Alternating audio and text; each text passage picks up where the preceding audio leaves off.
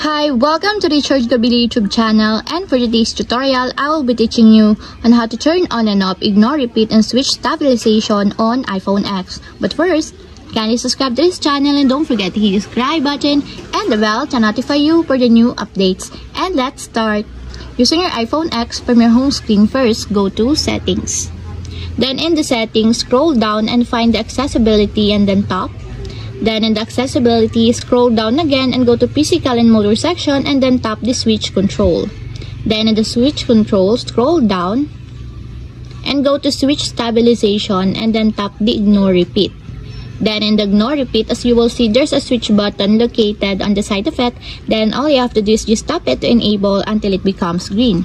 When the Ignore Repeat is enabled, the duration in which multiple presses of input are treated as a single input.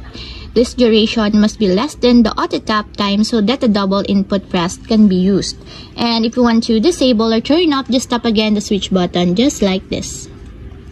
And that's it, we have successfully turned on and off ignore, repeat, and switch stabilization on iPhone X. If you have a question, can you comment down below, and don't forget to hit the subscribe button and the bell to notify you for the new updates. And thank you for watching!